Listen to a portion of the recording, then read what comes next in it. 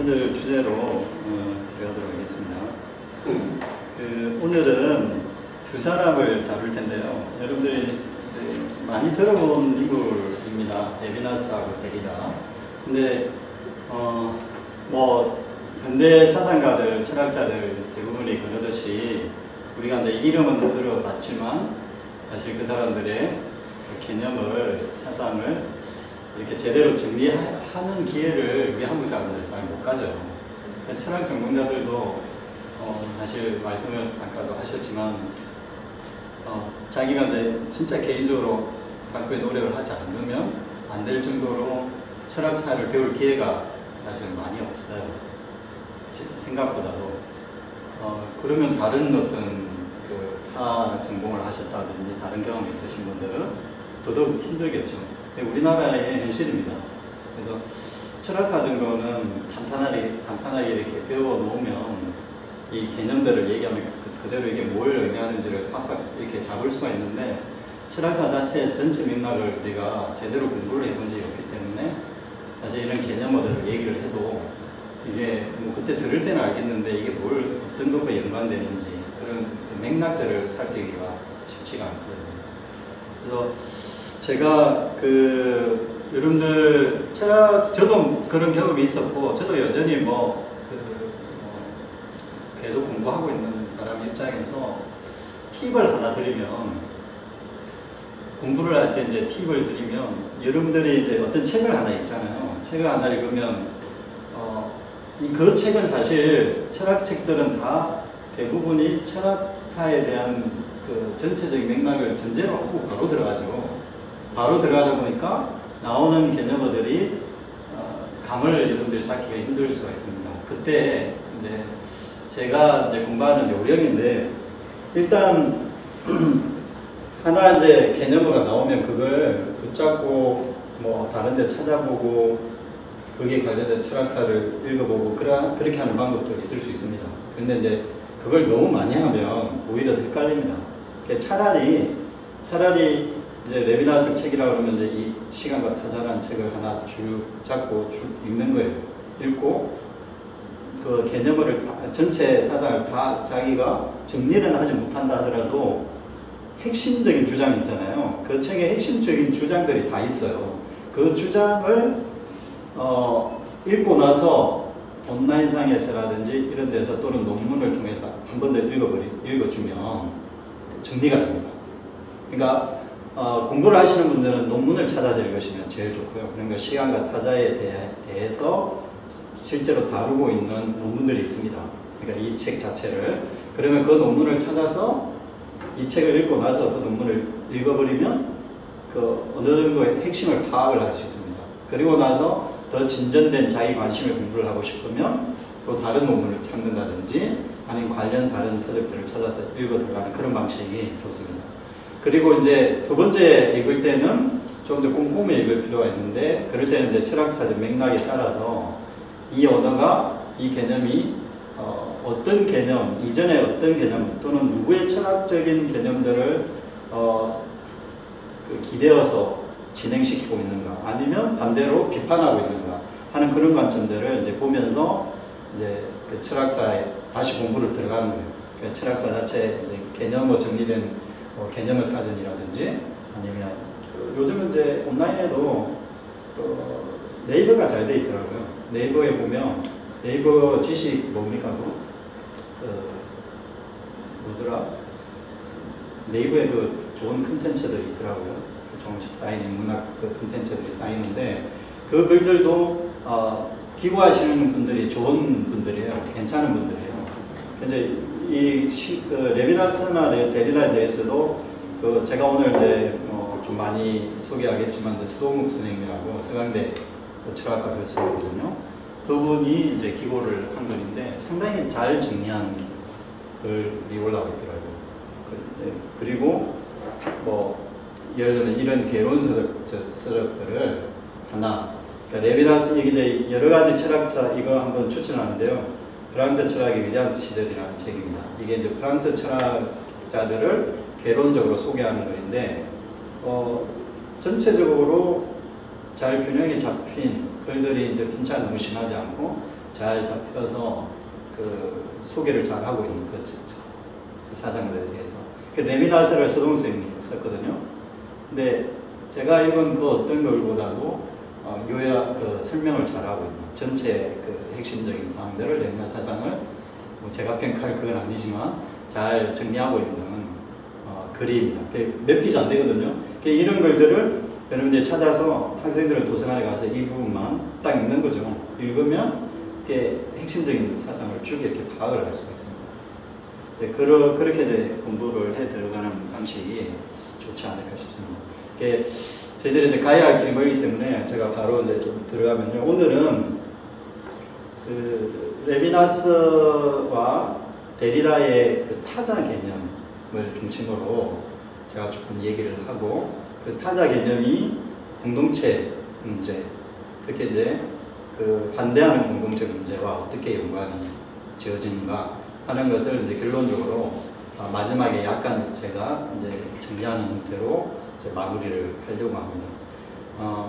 그런데 여러분들이 이제 기본 그 개념 이해가 좀 안 되어 있기 때문에 왜 제가 이 레비나스와 데리다의 타자성에 대한 연구가 공동체 논의에서 필요하다고 생각하느냐는 걸 먼저 좀 말씀드리겠습니다.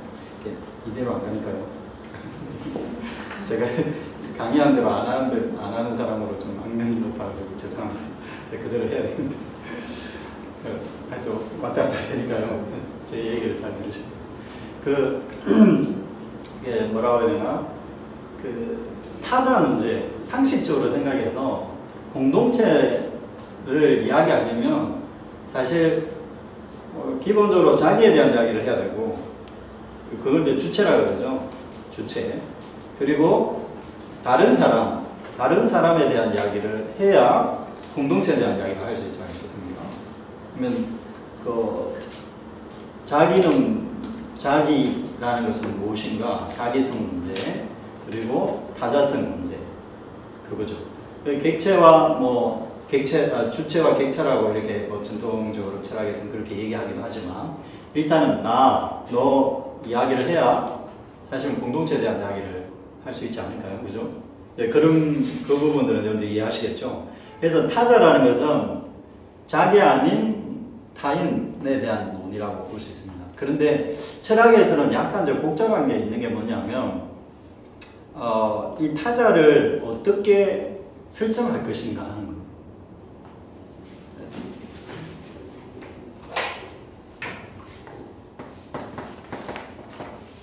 주체라고 할 수도 있고 이제 자기성이라고 할 수 있는 자기와 타자를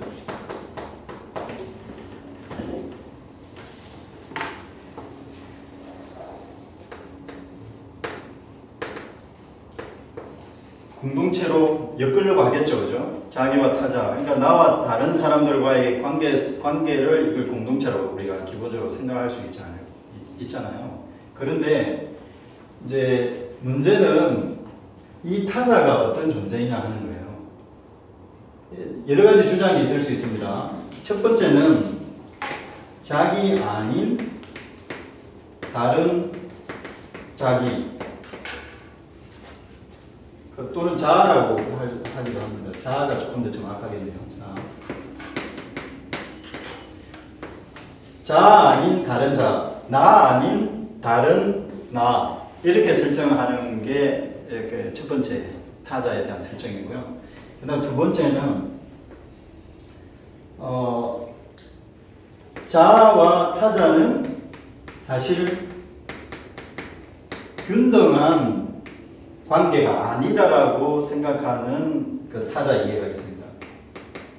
이거는 이제 자아와의 균등성 또는 평등성이 우선이 되어 있고요.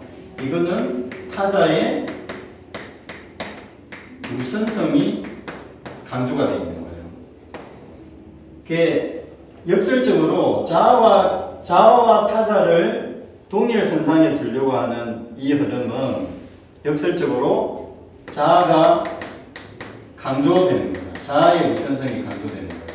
이걸 이제 자기 의식이라고 합니다. 철학에서는. 보통 이제 주체라고 그러면 이 주체가 자기 의식을 가지고 있는 거예요. 그러니까 세상을, 우리가 살아가는 이 세상을 주체가 인식을 해서 의식적으로 포착을 하는 거죠. 자기 의식이 이 세계를 포착을 하는 걸 인식이라고 합니다. 인식해서 이 세계가 자기 의식 속에 있다고 하는 것이 이제 주체 철학인 거죠. 근대 철학에서. 뭐 대표적으로 이제 칸트 같은 사람이죠. 칸트는 뭐라고 얘기했습니까? 물 자체는 인식할 수 없다. 그러므로 물 자체에 대해서는 얘기할 필요가 없다. 기본적으로 이제 그렇게 얘기했죠. 그래서 자기의 인식 가능성 범위를 제한을 시켜놓죠. 이성의 한계를 정해놓는 거죠. 이성이 모든 것을 하긴 하지만 이성이 판단하기 힘든 영역, 인식하기 힘든 영역은 아예 그냥 배제해버리겠다는 것이 그 칸트의 주체 철학의 핵심이거든요. 그러면 거기에는 뭐가 강하게 강조되느냐 하면 자기인식, 자기의식 또는 그 주체의 이성, 인식하고 판단하고 그 감각하고 하는 그 자기라는 게, 주체라는 게 상당히 강조되어 있는 거라고 볼 수 있죠. 그래서 자기의식으로 모든 것을 포섭하고 파악하는 거. 그게 이제 개념 같은 거죠. 그러니까 파악해버리는 거. 자기가 모든 세계를 이제 자기의식으로 파악해버리는 것이 사실은 나 아닌 너 이 구조에서 평등하게 두는 것 같아 보이지만 사실 뭐가 우선에 있다고요? 자기의식이 우선되어 있는 관점이라고 볼 수 있습니다. 일단 그거 정리해 놓으시고요. 그 다음에 이제 이 관점을 비판을 하면서 등장한 게 이게 이제 근대 철학의 그 성향이죠.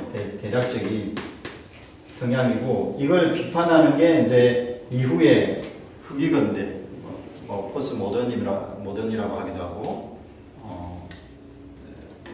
뭐라 그럴까, 현대 철학이라고 할 수 있는 현대 철학의 양상이라고 볼 수 있습니다. 이제 타자성이 자기성보다 사실은 우선해서 타자성이 자기성을 확립하는 것이지 자기성이 타자성을 확립해주고 확정해주는 건 아니다라는 것이 기본적인 그 생각이라고 보시면 되겠습니다. 알겠죠? 너무 어렵게 생각하지 마시고 자아가 우선되어 있느냐 아니면 타자가 우선되어 있느냐, 이제 이 싸움이 있다는 거예요. 근데 뭐 이거는 이제 철학적으로 생각 안 해도 우리가 쉽게 생각해 보면 자기 중심적으로 모든 것을 파악하는 사람이 있고 타자 중심으로 세계를 파악하는 사람이 있을 겁니다.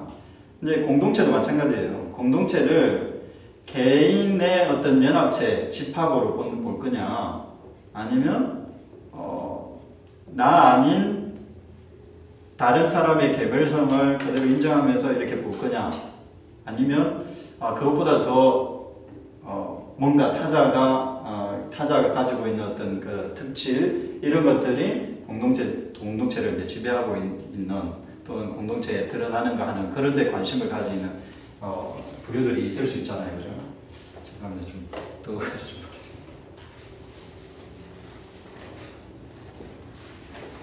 그래서 그런 문제의식이 조금 있다 하는 것들 조금 말씀을 드리고요.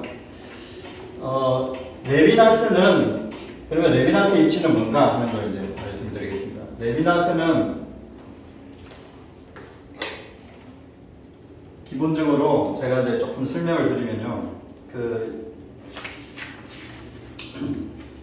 서양 사상의 철학이 기본적으로 이제 사유 철학, 주체 철학에 매몰되어 있다, 이렇게 이제 비판하면서, 자, 어떤 점을 얘기를 하냐면 익명의 주체에 대한 이야기를 합니다. 익명의 주체. 익명의 주체라는 것은 이런 겁니다.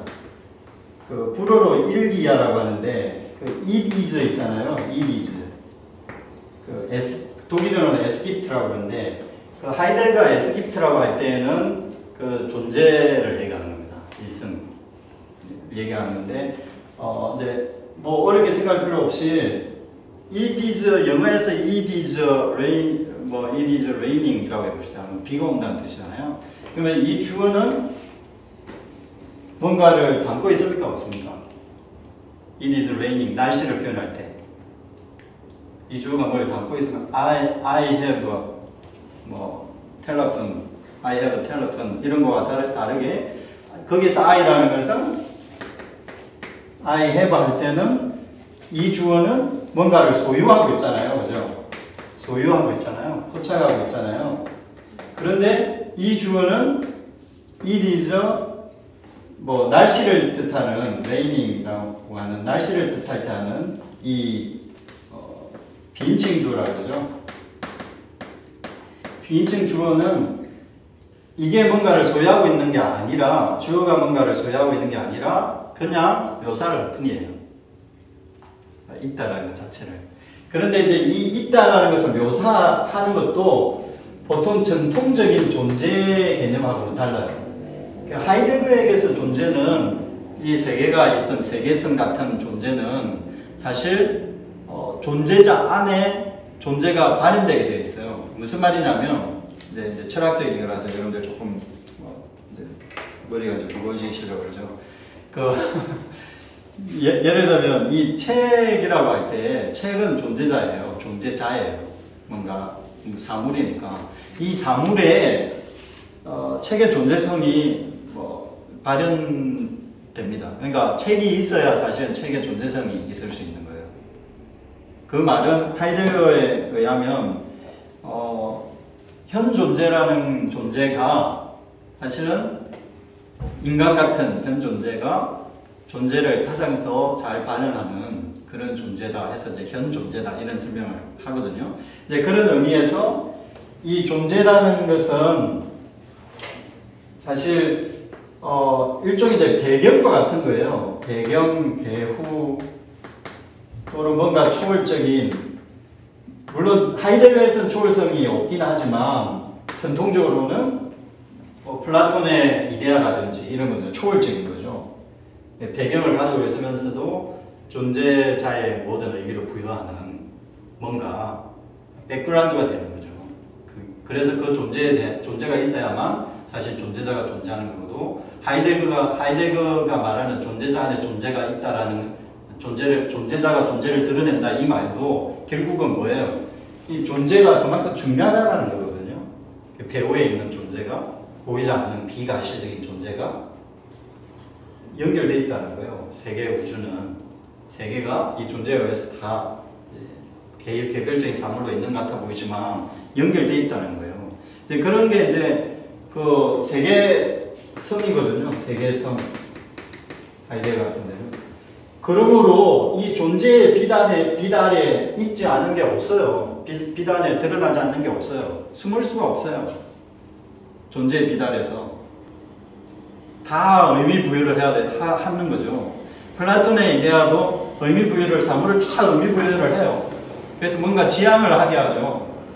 이상을, 뭔가 의미를 향해서 모든 사물은 존재해야 되기 때문에 이게 이데아를 강하게 향하게 돼 있다는 거예요. 그리고 하이데거식으로 해도 모든 존재자들은 존재의 비단에 있기 때문에 존재를 드러내는 그런 역할을, 목적을 가지고 있다는 거예요. 네, 그런 의미에서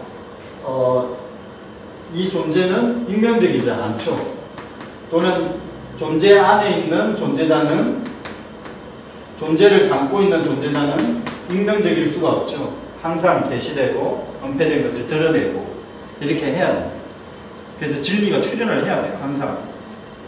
무슨 말인지 알겠죠? 이게 참인지 아닌지 이게 항상 드러나야 된다는 거예요. 그런데 그 레비나스가 주목하는 게 뭐냐면 모든 게 그런 건 아니다라는 거예요. 모든 게 그런 건 아닌데 일기와 같이 그냥 그저 있음, 일기야라는 게 그런 말입니다. 그저 있는 존재들이 있다는 거예요. 그저 있는 거. 그러니까 이거는 특정한 의미 부여를 하는 게 아니에요. 존재가 이렇게 원을 이렇게 그어놓고 이 원 안에 들어오면 의미가 있는 거야. 이렇게 해서 묶는 방식, 의미 부여를 하기 위해서 묶어내는 방식이 아니라 그냥 이렇게 있는 거예요. 있는 존재자들이 있다는 거예요. 이 존재를 그저 있습니다 얘기하고, 있음 이전에, 이게 되게 중요합니다. 있음 이전에 그저 있음이 중요하다. 존재 이전에 익명적 존재가 중요하다. 또는 주체 이전에 익명적 주체가 중요하다. 이런 말을 합니다. 그게 이제 이 사람의 가장 중요한 이야기고요. 그래서 이 익명적 존재인 익명적 주체가 주체로 드러나는 주체로 발현이 되는 것. 그러니까 익명적 주체는 아직 인식하는 주체가 아니에요. 그냥 그저 있는 거예요. 사물이 그냥 이렇게 있듯이 있는 거예요. 그런데 이게 인식하는 주체, 보통 우리가 생각하는 인식하는 주체로 발현이 되려면 자기 정립이 필요하다는 거죠. 자기 정립 과정이. 그러니까 뭔가 이 익명성으로부터 벗어나는 과정이 필요하다는 거예요. 그 과정을 이제 자기 정립 과정이라고 그러고, 이걸 이제 주체의 탄생이라고 이렇게 설명을 합니다. 그래서 이제 여기서는 이 자기 정립은 생각하는 주체가 되는 거죠. 자, 그런데 이제 제가 여기서 설명드리려고 하는 중요한 포인트가 뭐냐면, 보통 근대 철학에서는 생각하는 주체 또는 자기 정립적 주체, 그리고 존재 안에 있는 존재사, 이런 사유가 일반적입니다. 일반적인 사유였는데 레비나스가 이런 사유를 벗어나서 익명적 주체가 더 우선한다라고 얘기를 하는 이 포인트입니다. 이 포인트가 우리가 이제 공동성에 대해서 그 인사이트를 좀 주는 것 아닌가 하는 겁니다. 이제 제가 조금 무리를 해서 설명을 드리자면, 이건 뭐 그 레비나스가 이런 얘기를 하는 건 아닙니다만은, 레비나스 얘기로 바로 들어가는 게 낫겠습니다. 예를 들면 이런 겁니다. 자기 정립적인 생각하는 주체가 우선할까, 아니면 익명적인 주체가 우선할까 했을 때 예를 드는 게 하나가 뭐냐면 잠입니다. 잠. 레비나스가 생각했을 때 인간이 잠을 자는 게 자기 의식보다 우선한다는 거예요.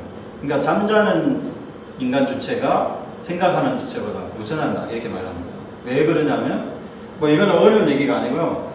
잠을 잔다라는 거는 대부분 많은 사람들이 시간을 잠자는 시간에 많이 보내잖아요. 잠자면서 우리가 의식할까요, 안 할까요? 뭐 어떻게 생각하세요? 의식할까요, 안 할까요?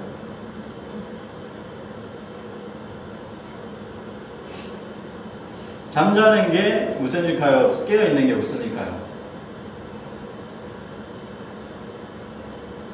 잠자는 것과 깨어있음, 이 두 가지 사이의 관계가 어떤 게 우선할까요?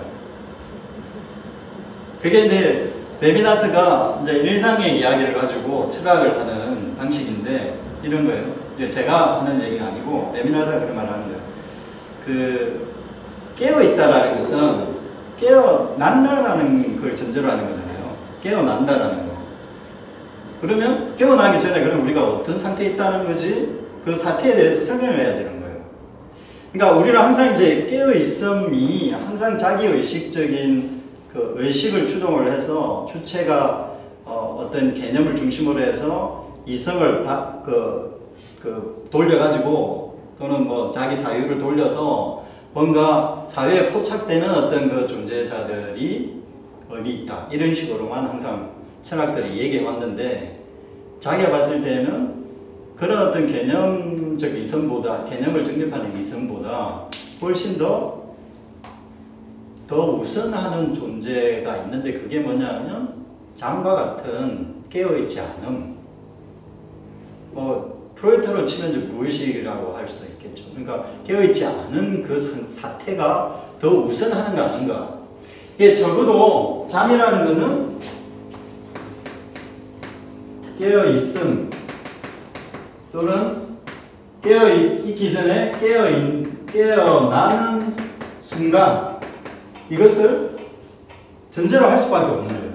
그러면 깨어나는 이 순간이라는 게 사실은 자기 의식이 발현되는 순간인데, 이 자기 의식이 발현되는 근본적인 토대가 어디 있느냐, 근거는 어디 있느냐, 이렇게 했을 때 사실은 잠자는 상태, 잠자는 사태 이런 것들을 우선한다 이런 말인 거예요. 재밌는 설명이죠. 자, 그럼으로써 이 장과 같은 제가 이제 조금 억지로 한번 연결을 시켜봅니다. 우리 주제에 맞게 공동성, 공동적인 것 이게 더 훨씬 더 공동적인 거다. 예를 들어 깨어 있는 존재, 그 말하자면 우리가 사회를 운영을 할 때 선각자들, 창의적인 사고를 하는 사람들에게 리더십을 주려고 하는 경향이 있잖아요. 근데 그게 나쁘다는 게 아니라 우리가 그걸 뒤틀어 놓고 생각해 볼 필요가 있다는 거예요. 보통 우리의 사회에서 누가 주체인가 또는 누가 리더해야 하는가 하는 이런 문제에 있어서 우리가 조금 더 근본적으로 질문을 해봐야 되는데 이런 맥락에서도 질문해 볼 필요가 있다는 거예요. 제가 조금 억지로 어거지로 얘기한 겁니다. 이해를 해주시고 깨어있는 존재, 깨어있는 자, 이 사람들의 선각자, 각성한 자, 그렇게 니체의 표현을 하면 이제 위버맨시, 초인 같은 사람이라고 할 수 있겠죠. 그런데 깨어있지 않은 이 깨어있음은 깨어있지 않은 것과 이항 대립 속에서 깨어있음을 강조하게 되는 거거든요. 그러니까 항상 우리가 사회가 창의적인 삶 또는 진전된 삶을 강조할 때 그 발전된 사회에 대한 그림을 그릴 때 또는 유토피아, 심지어 유토피아를 그릴 때조차도 거기에 뭐가 전제되어 있느냐 하면 더 발전된 인간상에 대한 그림이 사실은 개념이 거기에 전제가 되어 있는 거예요. 그러니까 누구와 비교해서 누구는 더 앞서 있는 존재다. 그래서 이 앞서가는 자들이, 깨어있는 자들이 이 세상, 이 공동체를 운영해야 된다라는 그런 어떤 인식들이 항상 있다는 거예요. 그런데 이제 레비나스는 제가 봤을 때 이제 이 공동적인 것을 잠이라고 하면서 그저 있는 어떤 존재자들의 그 존재에 대해서 조금 더 관심을 가짐으로써 또는 이제 사물 자체, 그러니까 그냥 사물이 있는 그 자체에 대한 물질성, 이거는 이제 레비나스가 그렇게 말은 하지 않았습니다. 제가 봤을 때는 그런 것에 대해서 이게 주목을 함으로써 결국은 어떤 주체의 우위를 주체를 강조하는 형태가 아니라 주체의 어떤 깨어나는 순간의 이전의 사태를 강조함으로써 모든 주체가 가지고 있는 또는 주체와 타자가 함께 거주하고 있는 그 집, 공간, 공동적인 것 그것에 대해 더 주목하고 있는 거 아닌가 하는 어떤 그런 생각을 하게 됩니다. 그래서 제가 조금 더 얘기하면 교훈을 할까봐 그냥 여기서 그냥 이 정도만 하고요. 그런데 이제 여기서 깨어난 주체가 이제 이 논의를 잘 따라와 보셔야 됩니다. 깨어난 주체 있잖아요. 깨어난 주체가 인식하는 것은 다른 게 아니라 자기 자신, 전통적인 철학이었습니다. 자기가 자기 자신을 인식하는, 그러니까 한원론적인 거죠. 왜 자기가 자기 자신을 인식하는 수준에 머물 수밖에 없는가 하면 깨어나 보니까 자기가 깨어있다는 걸 인식하는 거예요. 그러니까 홀로 주체라고 하시는 건데, 홀로 주체성. 자기가 깨어나는 건 인식을 하는 거예요. 그런데 거기에 타자에 대한 인식은 결여되어 있는 거예요. 타자에 대한 인식이. 자기가 잠자고 일어나면 자기가 일어났다 이건 이제 인식을 하는 거죠. 물론 이제 일상에서는 내가 깨어있다는 걸 옆에 아내가 같이 잠자는 걸 모습을 보고 내가 깨어있다는 걸 그렇게 인식하는 게 맞지만 이제 레빈나스가 이제 설명하기로 기본적으로 근대 철학 또는 우리 어떤 사상의 자기 중심적인 철학을 좀 벗어나려면 어떤 사유를 주목을 해야 하냐면 자기가 깨어나는 자기 중심적 깨어난 주체에 대한 이해는 결국은 자기를 이해한 것 뿐이다라는 거예요. 자기를 이해한 것 뿐이지 그 이상이 아니다라는 거예요. 그래서 자기에 대해서 알아가긴 해요. 데카르트처럼 이제 생각하는 나라는 걸 알게 돼요. 계속 생각을 해요. 그런데 이제 생각하면 생각할수록 어떤 현실에 부딪히냐면 재미가 없는 거예요. 자기를 안다는 게 한계가 많으니까. 그렇잖아요. 여러분 자신을 알아가 분들 뭐 얼마나 알겠어요.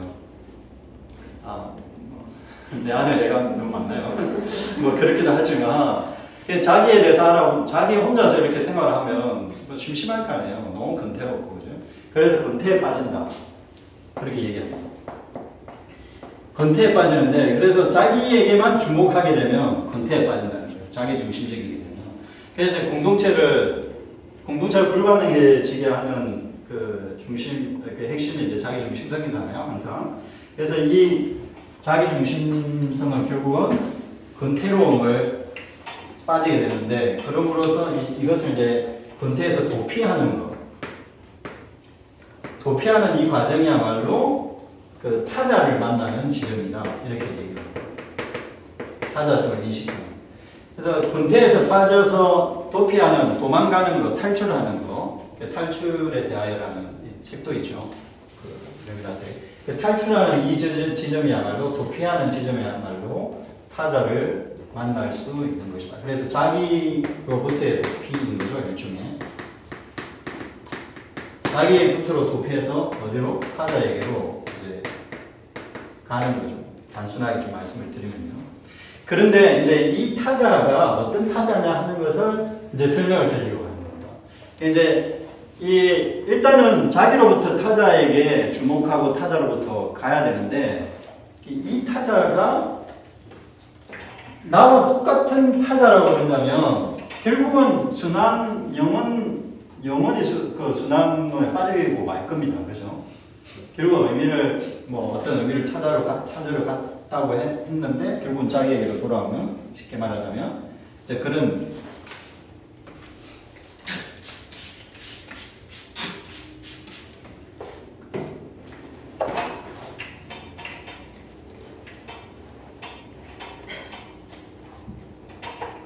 그렇게 될 겁니다. 그런데 이제, 그래서 그것이 아닌 이야기를 하기 위해서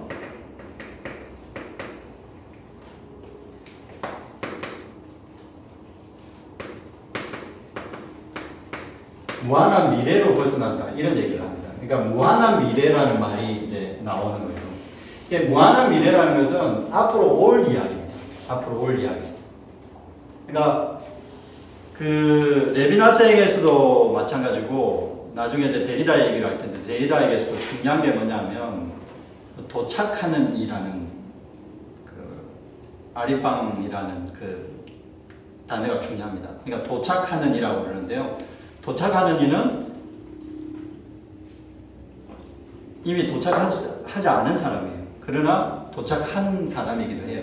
이제 그런 어떤 그 열려있는 미래,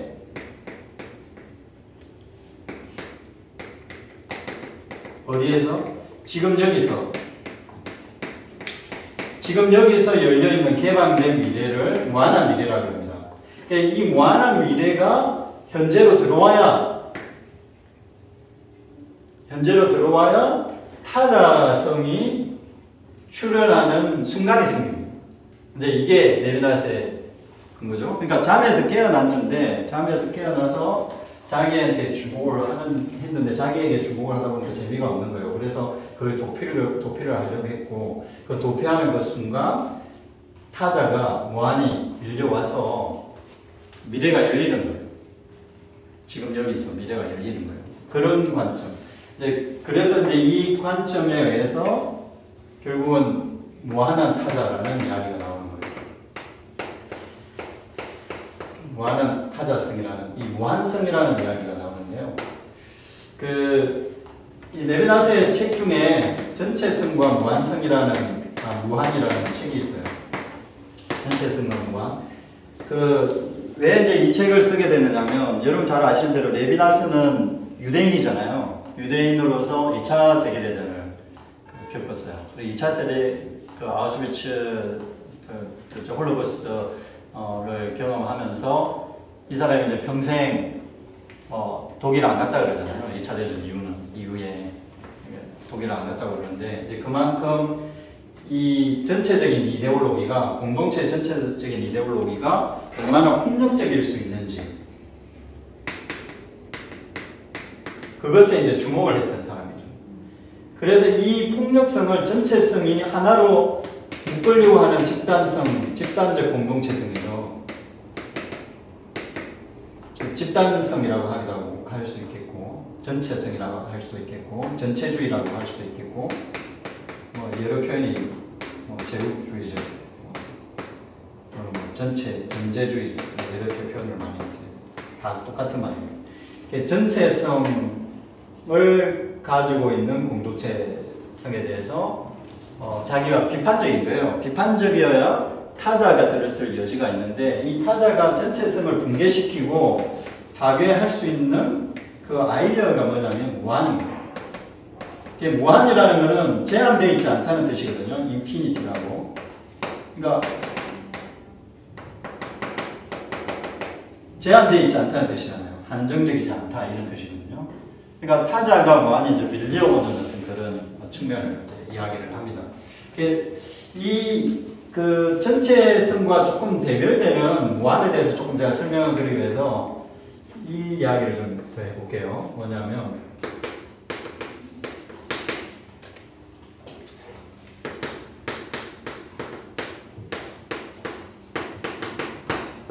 그 레비나스의 철학은 이 개념어를 중심으로 진술된 게 아니고 그 아주 이제 독특한 언어, 일상 언어를 하이데거가 그렇게 했던 것처럼 독특한 자기만의 언어가 있어서 좀 문학적이기도 하고 좀 복잡합니다. 이렇게 요약하기가. 그렇지만 이제 대표적으로 요약을 할 수 있는 말들이 뭐냐면 참여, 향유, 주거입니다. 그러니까 주체가 경험하는 어떤 실제적 경험을 얘기를 하는 겁니다. 존재론적인 경험을 얘기하는데 참여라는 것은 일종의 소속을 얘기하는 거예요. 이 단어를 꼭 기억을 하셔야 됩니다. 참여, 향유, 주거 아주 중요한 단어들이거든요. 레비나스가 얘기하는. 이게 공동체에 대해서 그냥 우리가 생각하는 그런 단어들이 아니에요. 자기 철학에서 중요한 개념입니다. 참여라는 것은 하나의 소속되는 걸 얘기합니다. 그러니까 플라톤의 참여, participation 있잖아요. 그러니까 이데아에 참여하는 거. 이게 진리를 구현하는 거거든요. 이데아를 발견하고 그 이데아를 이렇게 핵심적 근원적인 것을 발견했을 때 여러분의 삶에서 예를 들면 이게 진리야라고 발견했을 때 그러면 그 진리에 동참할 수 있는 방법은 뭐예요? 그게 참여하는 거예요. 내 일부가 그쪽으로 소속을 하는 거예요. 소속을 함으로써 경험하는 어떤 그 주체의 경험을 참여라고 얘기하고요. 근데 향유는 이 참여는 완전히 소속이 되어버리기 때문에 나의 그 자아동일성이 사실은 자아동일성이 일종의 집단적 동일성으로 바뀌어버립니다. 그러니까 이게 전체성이 완전히 이제 그 하나로 해결되어 버리는 어떤 그런 성격이 강한 것에 비해서 향유는 이 참여보다는 더 자기성이 좀 강합니다. 왜 그러냐면 향유한다는 건 자기가 즐긴다는 걸 얘기하는 거잖아요. 그럼에도 불구하고 어떤 게 개입되어 들어오냐면 이질적인 것이 개입되어 들어옵니다. 이질적인 것이라고 하는데요. 이제 이것도 우리가 눈여겨봐야 됩니다. 향유라는 것은 내가 뭔가를 즐긴다고 하는 것은 사물과 세계를 내가 즐기는 거예요. 그러니까 참여라는 건 내가 의지적으로 내 몸을 이렇게 맡겨버리는 거예요. 그래서 내 결단과 의지 이게 뭐 쉽게 말하자면 중요한 거예요. 그래서 내 몸을 맡겨버리는 거라면 이제 나를 떠난 것이라고 볼 수도 있는 거예요. 그냥 아예 그냥 나를 맡겨버리는 거니까. 그래서 동일성인데 자기 동일성이 어떤 식으로 전환이 된다고요? 집단적 동일성으로 변화되는 어떤 그런 그 이데올로기적인 겁니다. 이데올로기적인 것에 참여하는 거고요. 이거에 대한 비판적인 거죠. 레비나스가 전체성의 어떤 특징이라고 얘기를 하는 거예요. 그러니까 공동체, 어떤 특정한 공동체, 국가, 그 다음에 이제 뭐, 우리나라 치면 이제 뭐, 요즘 교육부 저 역사교육 국정화 문제 이런 거에 대해서 비판적이지 않고 이건 국가가 하는 거니까 우리가 참여함으로써 하나 돼야 되지 왜 분열되고 되려고 하느냐. 예를 들면 이제 이런 게 이제 이 참여 정신이죠. 그러니까 어떤 집단이 국가가 권 있는 국가가 또는 권 있는 공동체가 이렇게 가려고 하면 그게 참여해라. 교회도 마찬가지잖아요. 교회가 이런 방향으로 가려고 하는데 왜 이렇게 딴지 걸고 그러냐. 참여함으로써 몸을 내맡김으로써 하나가 되는 그런 특성이 있는 거고요. 근데 향유는 뭐가 개입돼 들어온다고요? 이질적인 것이 개입돼 들어오도록 허용되는 겁니다. 어떤 점에서 내가 뭘 먹는다고 생각해 봅시다. 내가 음식을 먹잖아요. 그러면 내가 음식을 적어도 음식이라는 게 이질적인 것에 대해서 관심을 갖는 거예요. 그리고 그 음식을 내가 집어서 삼킴으로써 이질적인 것이 내 몸에 들어오는 거예요. 물론 이 항류 과정에서 자기화가 이루어지죠. 자기화가 이루어지는데 자기 동질화라고 하기도 하고 자기 동일성 과정이 이루어지긴 합니다. 또는 개념화라고 하기도 하고 자기 방식대로 체화를 하는 거죠. 체화를 하긴 하지만 적어도 향유는 뭐라고요? 내가 즐기는 것을 다른 것을 즐기겠다 이렇게 하는 것은 어떤 태도가 있는 거라고요? 타자에 대한 이질적인 것에 대해서 인정하겠다라는 최초의 어떤 인정이 들어가 있는 거예요. 타자에 대한 인정이. 향유라는 거는. 그래서 내가 포습하고 내 마음대로 드라이빙 하는 어떤 참여적인 내가 결단해서 내가 했으니까 내가 수도적으로 참여하겠다 이런 방식과는 다르게 이질적인 것이 나타났을 때 그걸 즐겨보겠다. 내가 즐기겠다. 이렇게 하는 과정은 나중에 자기 동일화 과정으로 환원이 된다 하더라도 최초의 과정, 최초의 순간에는 이질적인 것에 대해서 인정하는 어떤 분위기가 있다. 공동성에서도 이제 제가 이질적인 것을 오늘 제가 강조를 할 건데요. 이 이질적인 것을 어떻게 만날 것인가. 이게 타자에 대한 레비나서의 이해에서 아주 중요한 포인트입니다. 그래서 향유라는 어떤 개념이 왜 이제 중요하냐면 잠을 즐긴다, 잠을 잔다, 음식을 먹는다, 그리고 운동을 즐긴다, 뭐 이렇게 했을 때 그것 자체를 사실은 즐기는 그것 자체를.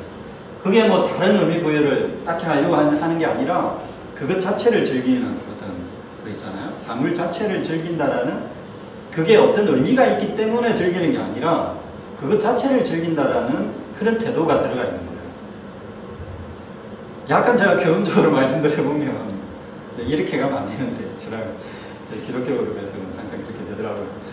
뭐냐면 나와 다른 이질적인 그 생각을 가진 사람이라든지 아니면 비그리스도인이라든지 아니면 성소수자라든지 여러 소수자들이 있는데 소수적 존재자들이 있잖아요. 이 세상에는 그 존재자들을 있는 그대로 아까 이제 1기 2하 그 얘기도 있었고 그리고 사물 그 자체로 인정할 수 없는가 그리고 그것을 이렇게 뭐 허용하는 거는 이제 자기중심적인 거니까 그대로 이렇게 즐길 수 있지 장려할 수 있지 않는가 하는 그런 문제 이것을 우리가 이제 깊이 살펴갈 필요가 있는데 그 부분에 대해서 이제 레미나스가 좀 이야기를 하고 있는 겁니다. 그런데 그럼에도 불구하고 이 향유는 자기 동일화로 가기 때문에 결국은 이질적인 것도 자기화 시켜버리는 그런 특성이 있다는 거예요. 그래서 이제 레미나스가 죽음을 얘기합니다. 죽음은 자기가 할 수 없는 수동성이죠. 절대적 수동성이라고 하는데요. 자기가 주체가 할 수 없는 거예요. 주체가 할 수 없는 이 이제 죽음이야말로 앞으로 이제 이 죽음에 대해서 얘기를 많이 할 겁니다. 그 다른 철학자들이 이 부분을 많이 얘기하기 때문에 그래서 이 죽음이야말로 주체가 함부로 할 수 없는 그 뭐라 그러나 이타성의 핵심인 거죠. 그러니까 죽음이 출현했을 때는 누구도 마음대로 할 수 없어요. 그래서 이제 수동성이라는 말을 능동성과 반대돼요. 주체가 뭐 참여하고 주체가 향유하고 하는 게 아니라 이건 주체가 참여할 수도 없고 강요할 수도 없어요. 왜냐하면 죽는 순간 주체는 의식할 수 없으니까. 그리고 그걸 강요했다고 말을 할 수도 없죠. 그죠? 죽음을 강요하는 존재가 없죠. 그럼에도 불구하고 이 죽음은 이질적인 것으로서 절대적인 이질성을 가지고 사람들의 삶을 뭐라 그러죠? 이제 끌어가고 있죠. 이제 계속 질문을 제기하고 그게 그건가라고 이제 문제 삼는 그런 과정이 있죠. 그래서 이제 이 죽음에 대한 이야기를 합니다. 근데 이제 이 죽음도 결국 어떤 문제가 발생하냐면 이 죽음은 결국 자기의 죽음을 의미하는 거기 때문에 이타성이 자기의 관계 속에서 제대로 논의되기는 쉽지 않은 이야기다. 그렇게 하면서 이 죽음에서 어떻게 넘어가느냐면 출산의 문제로 넘어갑니다. 출산과 이제 그 초월이라고 하는 거요. 이것만 제가 설명하고 그 공동체 전으로 좀 들어가 볼게요. 이 출산이라는 이것도 이제 공동체적 맥락에서 레비나스가 좀 얘기하는 지점이기 때문에 그 핵심적인 용어입니다.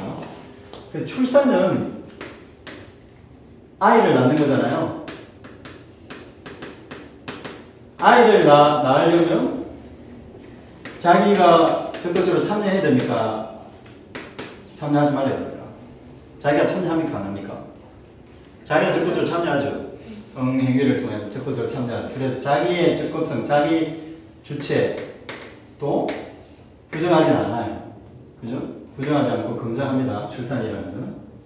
그런데 이것을 뛰어넘어요. 자기성만 존재하는 게 아니에요. 새로운 생명이 탄생함으로써 어떤 현상이 발생하냐면 죽음을 초월하는 현상이 생기는 거예요. 무슨 말이냐면 자기가 참여해서 즐기는데 자기는 죽어요. 나중에 제한적인 거죠. 제한적인 존재인 거죠. 죽을 수밖에 없어. 생명을 탄생해도 죽을 수밖에 없는데 생명을 탄생해서 출산을 하게 되면 자기가 죽더라도 자기의 몸이 참여한 뭔가가 계속 지속성을 가질 수 있다는 거예요. 근데 그게 출산의 원리인 거죠. 이세가 탄생하는 거죠. 이세가 탄생하는 거는 이 이세는 자기가 아니죠. 자기가 아니면서 자기성을 또 내포하고 조금 가지고 있는 그런 존재인 거죠. 그렇게 설명을 해놨어요. 그래서 이제 이런 작업들이 결국 뭡니까? 초월에 대한 이타성의 초월성에 대해서 얘기하려고 하는 거예요. 그리고 한 가지만 더 얘기를 하면 여기에 이제 시간이 들어가는 거예요. 시간의 무한성 또는 이제 시간이 열리는 미래의 시간이 들어와서 현재에 들어와서 시간이 무한히 이렇게 열리는 그 과정을 설명함으로써 이 초월이 확고해지고 타자성이 이제 무한히 열리는 어떤 그런 이야기를 하는 거예요. 타자의 무한성. 이제 제가 이제 전체적 글계를 이제 제가 설명을 드렸는데요. 여기서 우리가 좀 주목해야 될 건 뭐냐면 크게 아까 제가 잠 얘기했어요. 잠에서 깨어나는 그 순간이 사실은 무한한 타자가 이질적인 것이 개입되어 들어가는, 그러니까 잠에서 깨어난다는 건 잠이 깨어난다는 그 이질적인 것의 접합, 그것이 사실 조건으로 놓여 있는 거예요. 그리고 잠이라는 어떤 사태가 놓여 있는 거예요. 잠의 사태가 놓여 있지 않다면 깨어남도 없을 겁니다. 잠이라는 것은 우리의 사물적 사태예요. 공동성을 강조할 때 공동적인 것이 뭔가 이래 했을 때 어떤 문화나 이데올로기나 아니면 사상에 의해서 일정한 사상 또는 가치관에 의해서 이렇게 진술을 해서 의미 부여한다고 하는 것만이 의미가 있는 게 아니라 이미 공동적 토대로 놓여있는, 우리의 삶에 놓여있는 세계성, 세계라고 할 수도 있겠고 사물이라고 할 수 있는 그런 거 있잖아요. 모든 이가 공유하고 있는, 이미 공유하고 있는 전제들, 사물적 토대들, 이것이 훨씬 자기 의식보다 우선한다. 그러나 그 의식, 그렇게 존재하는 그 세계가 자기 의식과 전혀 무관하지 않기 위해서는 타자를 만나야 되는데, 타자를 만나는 그 지점에 뭐라고 해야 되나, 자기성이 타자를 포섭해서도 안 되고, 또는 타자가 초월적으로 있으면서도 무관하지 않는 그런 어떤 그 연결 고리를 마련해야 되는데, 타자의 무한성에 대해서 얘기하면서, 타자의 초월성에 대해서 얘기하면서도, 그러니까 아까 얘기했죠, 타자의 우선성에 대해서 얘기하면서도 주체를 억압하면 안 되는 거예요. 억압하지 않고 주체를 죽이지 않는 방식으로 철학을 못할 수 있을까? 그게 이제 레비나스의 철학의 핵심이라고 말을 할 수가 있겠습니다. 혹시 여기까지 좀 이해 안 되나요?